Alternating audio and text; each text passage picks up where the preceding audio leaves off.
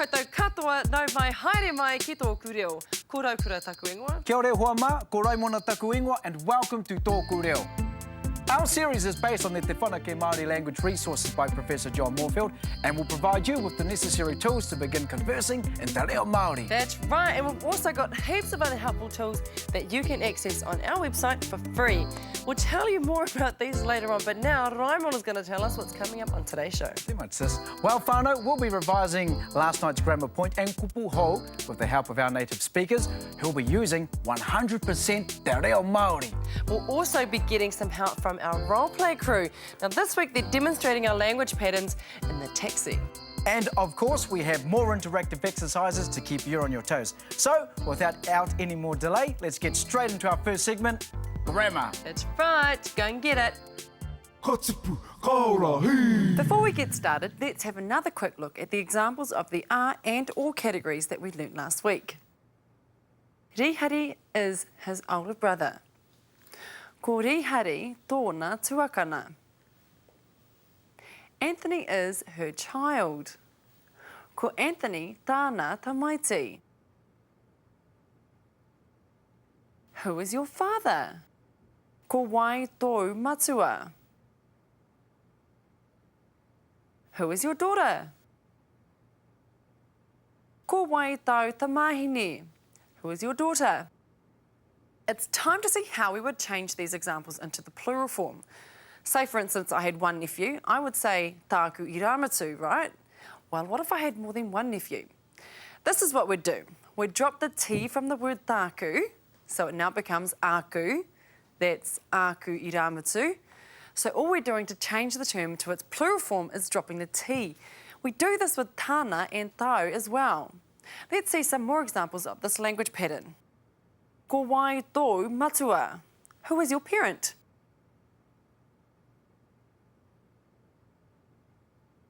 Changes to ko wai o matua. Who are your parents? Ko wai tō tipuna. Who is your grandparent? Changes to ko wai o tipuna. Who are your grandparents? Ko wai tau tamahine. Who is your daughter? Changes to ko wai au tamahine. Who are your daughters? Ko wai tōna tuakana. Who is her older sister? Changes to ko wai ōna tuakana. Who are her older sisters? You may have noticed in those examples that the kinship term itself slightly changes also. We have covered this before, but in case you've forgotten, let's refresh your memory. A sister to a male is tuahine. If we have more than one sister, this changes to tuahine. Let's recap a few of these kinship terms. Father, matua. Parents, matua. Older sibling of the same gender, tuakana. Older siblings of the same gender, tuakana. Younger sibling of the same gender, teina or taina. Younger siblings of the same gender, teina or taina. It's time to cross over to our mates in the taxi. Listen out for tonight's grammar points.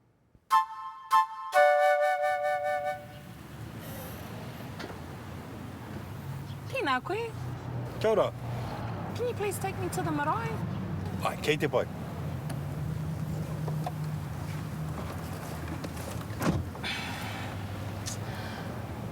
Oh, I see your last name's Wihongi. No te tai tōkero koe. Ai, why do you ask? There's my whānau too. Really? Yeah. Ko wai o mātua? Ko piki rawa ko hemi o ku mātua. I don't think I know them, but my sisters might.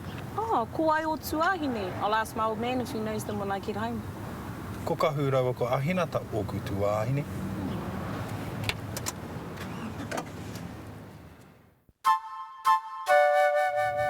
Hey, did I tell you I got a new roommate, bro? Drew, Ko ai tōna ingoa? Ko Iri Hapiti. You might not know, but we went to school with her younger sisters. Oh, ko ai ona taina? Ko Kāli rawa ko... Ko ai tōna ingoa?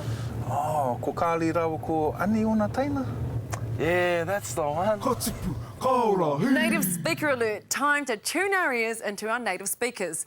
They'll be speaking in 100% Te Reo Māori. But all you're required to do is to pick out the terms that we've just learnt. If there's more than one of you watching at home, see who can pick out the most terms. Are you ready? Ko wai o tūpuna e te whaia. O ko tūpuna no Ngāti Pro, no roto i te whānau hapanui. Ai. O ku nei tūpuna no ngā puhi.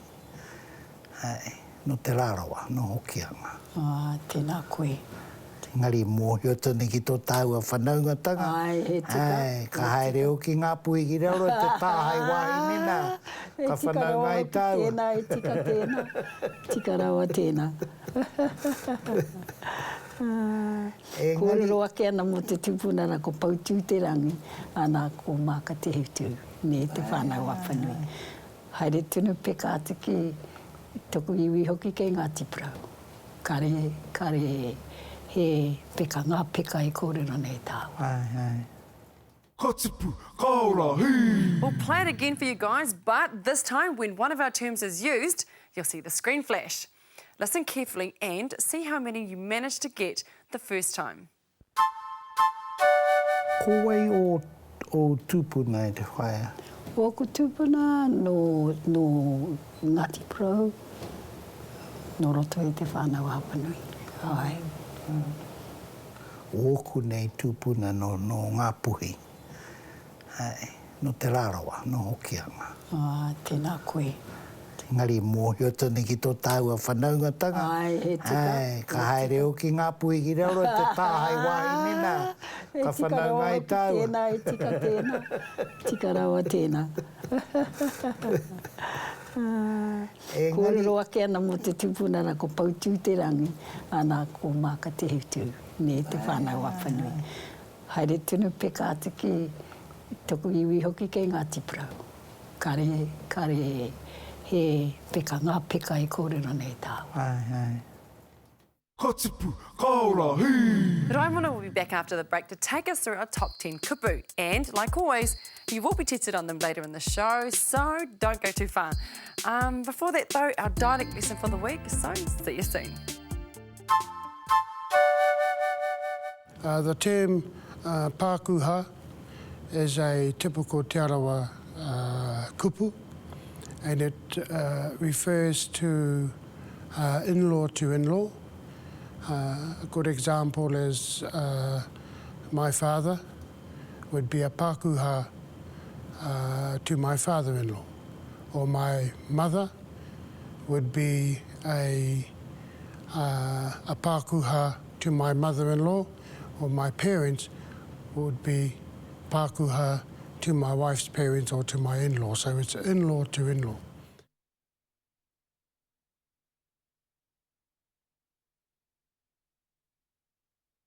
Ka tipu, ka ora, hi! Ka tipu, ka ora, hi! To reinforce what you're learning on TŌKU Reo at home, visit our website at www.tokureo.maori.nz. On the homepage, you'll find a link to episodes. Find the episode you'd like to swat up on and click it. Here you'll find a summary of what's in that episode, as well as a list of interactive exercises down the right-hand side. Here's an example. Back at the homepage, you'll also find links to the other Te Whanaku resources, more exercises, a forum for TŌKU Reo viewers, and a free online Māori dictionary. Have fun, kia ū! Ka tipu, ka ora, hi! Kia ora koutou, nau mai hoki mai. It's time to learn some new kupu. Now, if you weren't with us last night, here's your opportunity to play catch-up. We'll hear the word pronounced first, followed by the written form. So, in at number 10. O te poti. Dunedin. O te poti. O tautahi. Christchurch. O tautahi. Kemureti. Cambridge. Kemureti. Pewhairangi. Bay of Islands. Pewhairangi. Te Papa Ioea. Palmerston North. Te Papa Ioea. Rohe. District. Rohe. Te Ika a Maui. North Island. Te Ika a Maui. Te Waipunamu. South Island. Te Waipunamu. Rakiura. Stewart Island. Rakiura.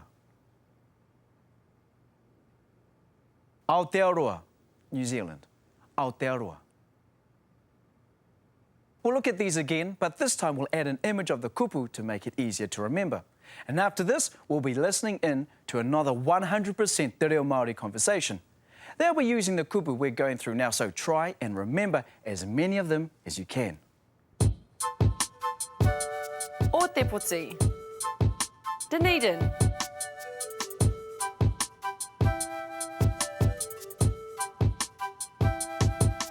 O Tautahi. Christchurch.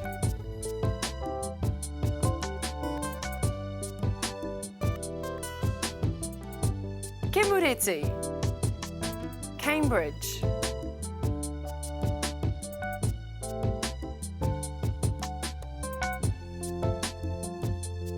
Pewhairangi. Bay of Islands.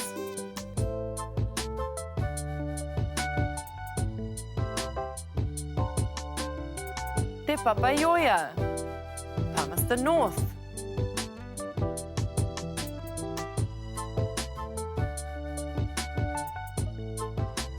Rohe. District. Rohe.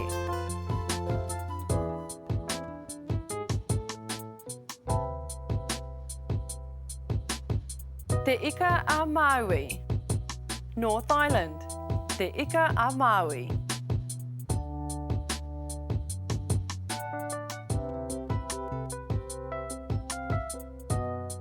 Te Waipunamu.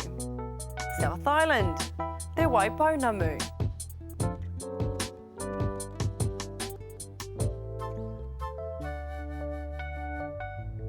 Rakiura. Stewart Island. Rakiura.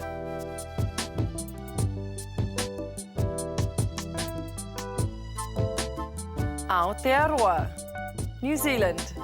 Aotearoa.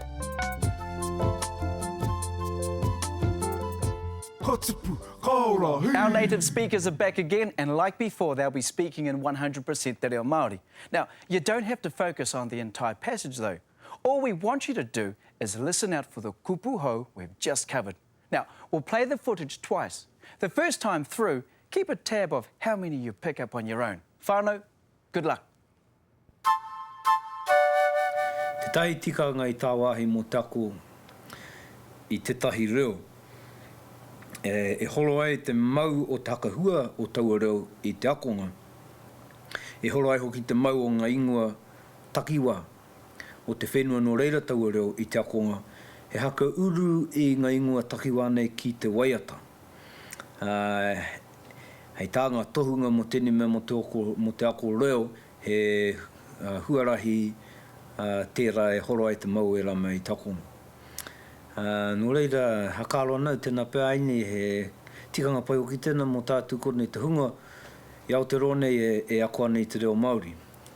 He haka uru I ngā ingoa Māori o ngā rohe huri noa I Aotearoa ki roto I te waiata. Ka timata mai pēr I Rakiura, ka nekake ki te Waipaunamu, ko e tahi o ngā takiwa o reira ko o te poti, ko o tautohi o tautahi e mohe whānui tēnei. Ka whiti mai ki te Ika Maui, ko te Papa Ioea tērā, ka haere te peni tonu mai, ko Kemureti pēr taino ki roto te taitokarau I te Ika Maui nei, ko ka tātu ko Pewhairangi, nā hui katoa nei takiwa ko Aotearoa whānui.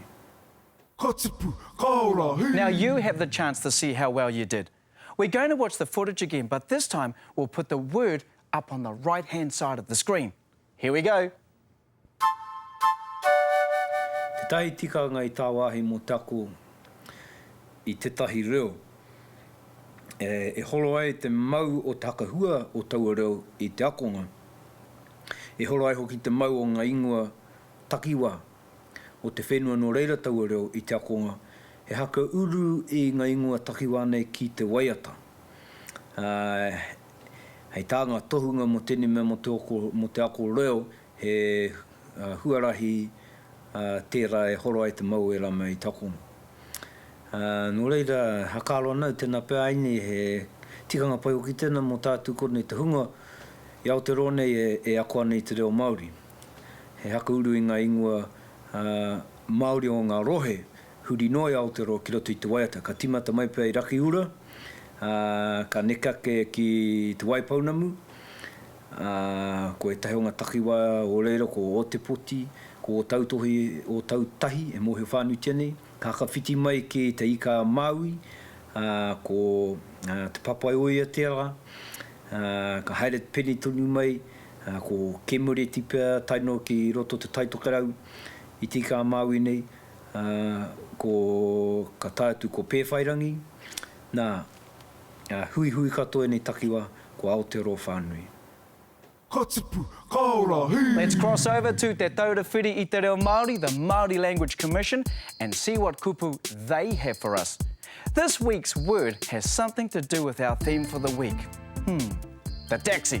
And after the break, we'll get into some exercises based on our grammar points and kupu hou.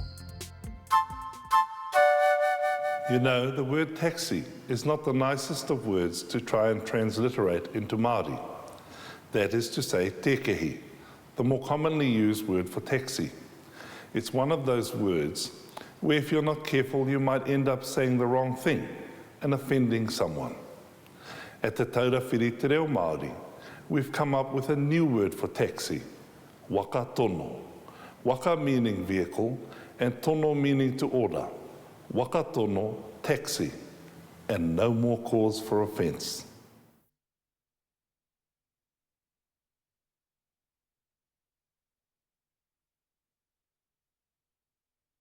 Katipu, kaora, hii! Katipu, kaora, hii! To access the podcast, go to www.tōkureo.māori.nz and click on episodes. Choose your episode and move the mouse to the right-hand side of the screen where you'll find a link called Podcasts. Click this link to download TŌKU Reo Podcast to your iPod, MP3 player, etc. With video, audio and exercises, you can brush up on your Te Reo Māori skills anywhere, anytime, 24/7. Kia kaha. Katipu, kaora, hii! Kia ora e hoama, welcome back to TŌKU Reo. We've revised everything from last night's show, so now let's get straight into some exercises. Wicked, sis. This first exercise is multi-choice. You will hear a sentence in English and then 3 possible answers will appear on your screen. You'll have 10 seconds to decide which is the correct answer. Yes, and here's a tip. There's 3 things to look for. 1, the are in all categories. 2, whether it's plural or singular. And 3, should the kinship term have a longer vowel sound or not? Here's an example. His parents are hone and kara.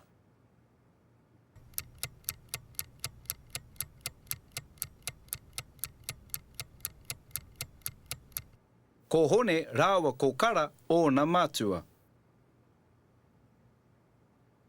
Now try the rest. His nephew is Tamati.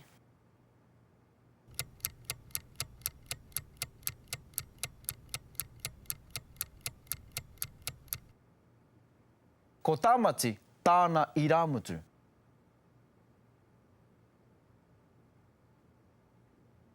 Hoia and Hori are my grandparents.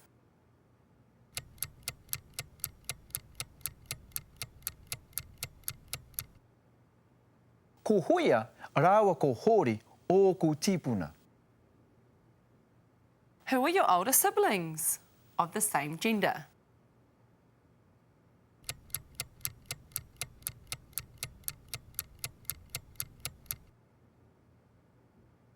Ko ai o tuākana. Who is your sister, if you're a male?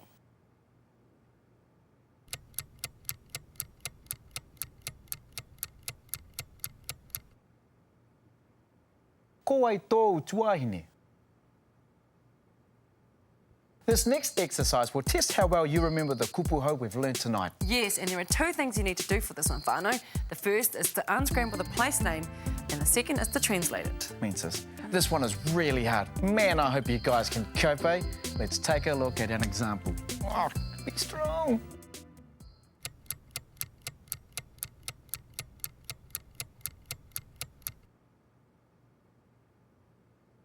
Te Waipounamu, South Island.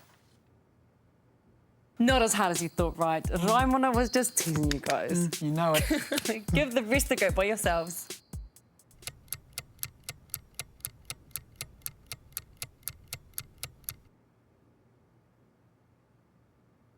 Rakiura, Stewart Island.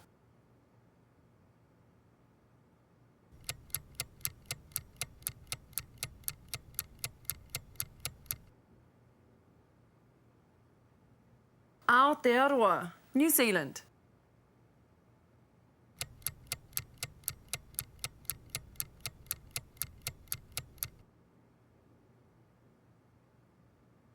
Kimureti, Cambridge.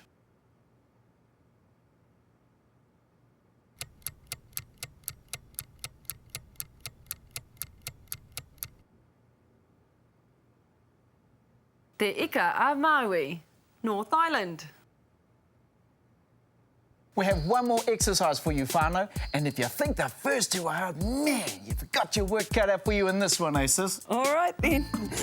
You will hear an English sentence and a Māori translation will appear on your screen. All you have to do is to decide whether or not the translation is true or false. So, let's see an example. Alice is your daughter. Ko Alice au tamahine.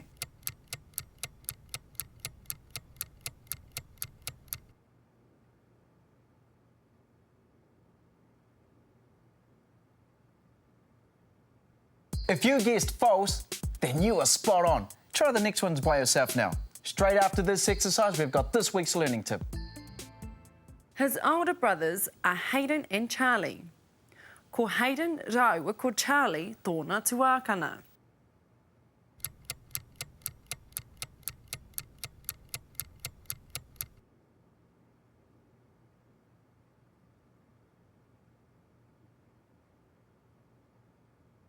Her younger sisters are Mere and Pare. Ko Mere rawa ko Pare ōna taina.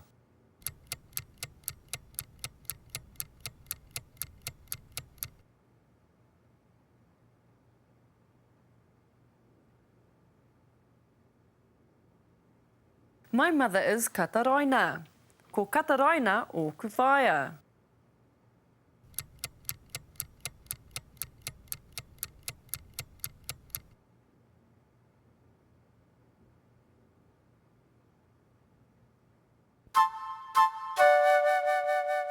Tēnā nō koutou katoa. As the need arises, every language borrows words from other languages that they come into contact with. Usually they are changed a little to fit into the sound system of the new language. Māori is no exception to this. These are usually called loanwords or borrowed words, although there is no intention that Māori, or English for that matter, will ever give their loanwords back to the original language. In the early stages, you will probably find it easier to learn loanwords than other words because of their similarity with English. However, be aware that loanwords do not necessarily have the same meaning, range of meanings, or even be used in the same way as the original word. Wiwi is a Māori loanword for France or French, but it obviously does not mean that in French, from which it was borrowed. Well, that concludes another day here at TŌKU Reo. We hope you all enjoyed our revision episode. And if you feel like you need a bit more practice, then jump on our website, www.tokureo.maori.nz. There's so much on there to keep you busy. Yep, besides everything we've learnt tonight, We have discussion forums, links to podcasts and more exercises, so check it out for yourself. Okay, whānau, so coming up on tomorrow's show, we'll be learning how to ask someone where their house is and different ways we can answer this. We've also got another TŌKU for you guys, and of course, more exercises. Too much. Wicked. So, until then, kia mau, Kia u. ki tōku reo.